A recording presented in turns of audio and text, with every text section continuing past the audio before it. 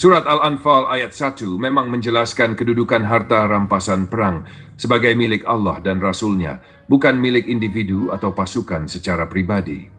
Namun, untuk memahaminya secara utuh dan mendalam, terutama dalam konteks ayat 1 sampai ayat 42, mari kita kaji secara tafsir tematik dan berurutan.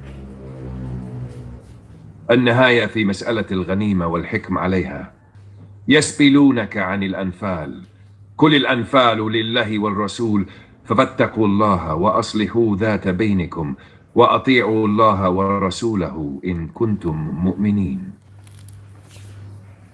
Terjemah, mereka bertanya kepadamu Muhammad tentang pembagian harta rampasan perang.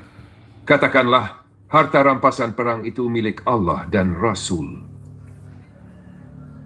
Maka bertakwalah kepada Allah dan perbaikilah hubungan di antara sesamamu, dan taatlah kepada Allah dan Rasul-Nya jika kamu orang-orang yang beriman.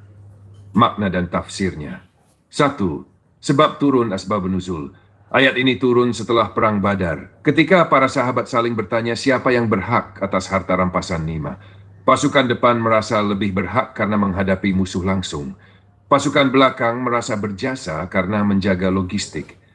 Disei, muncullah perdebatan. 2. Allah menegaskan, semua harta rampasan milik Allah dan Rasul. Tidak boleh ada perebutan atau konflik duniawi. Nabi Muhammad sebagai pemimpin politik dan militerlah yang berhak mengaturnya. Di prinsip dasarnya, harta rampasan bukan milik perorangan, tapi harus dikelola secara adil. Ini mencerminkan konsep negara Islam yang kuat dan terpusat, bukan berserakan oleh hawa nafsu individu. Pointing dari ayat 1, negara atau kepemimpinan Islam berhak mengatur distribusi kekayaan konflik. Tidak boleh ada perebutan atas dasar aku yang paling berjuang. Semua harus kembali pada komando Rasulullah sebagai kepala negara atau penerusnya dalam bentuk ulil amri, pemerintah yang sah. Surat Al-Anfal ayat 42. Ayat ini adalah penutup dari narasi Perang Badar, menunjukkan keterlibatan Allah secara langsung dalam kemenangan umat Islam, bukan semata karena kekuatan militer. Open quote, "Idh anantum bil'udwati dunya, wahum bil'udwati al-quswa, wal ragbu asfala minkum, walau tawa'adtum lakhtalaftum fil mi'adi, walakin liyaqdi amr. Walakin liyaqdi Allahu amr. Kana maf'ulan liyahlika man halaka 'an bayyinah, wa yahya man ha 'an bayyinah." Terjemahlah, ketika kamu berada di lereng dekat dan mereka berada di lereng jauh, sedang kafilah itu lebih rendah dari kalian. Sekiranya kamu berjanji untuk bertemu, pasti kamu akan berselisih tentang waktu pertemuan itu.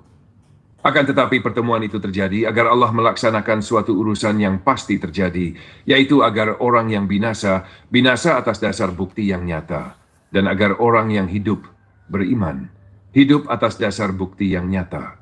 Dan sungguh Allah Maha Mendengar, Maha Mengetahui. Makna dan tafsirnya. Allah mengatur skenario perang dengan sangat teliti.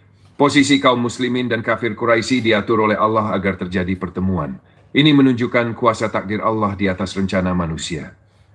Tujuannya, untuk membuktikan kebenaran iman bagi mereka yang mau percaya. Untuk membinasakan orang-orang kafir dengan bukti nyata, bukan alasan kosong.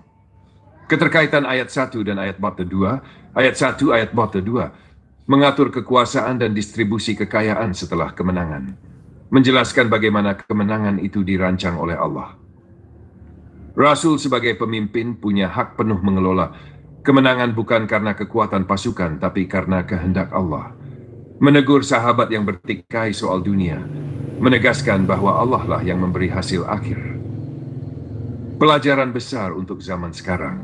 Saat kepemimpinan Islam harus mengelola sumber daya secara adil dan terpusat. Open quote, harta tambang, SDA Ghanimah, hari ini hasil pajak sumber daya alam, bukan untuk diperebutkan oleh elit, tapi dikelola oleh negara secara adil. 2. Kemenangan tidak boleh membuat umat lupa diri dan serakah. Setelah menang, politik, ekonomi konflik, jangan langsung bicara, ini jatah saya. Tapi kembalikan ke prinsip, semua milik Allah dan Rasul. 3. Allah menolong mereka yang memperjuangkan kebenaran secara tertib dan takwa. Open quote, perselisihan pasca kemenangan bisa menghancurkan umat jika tidak dikendalikan. Close quote. Kritik keras untuk pemerintah dan ormas hari ini. Apakah pemerintah yang bagi-bagi izin tambang ke ormas agama sudah menjalankan semangat QS Al-Anfal ayat 1? Apakah harta negara dikelola atas nama Allah dan Rasul atau atas nama kelompok tertentu? Apakah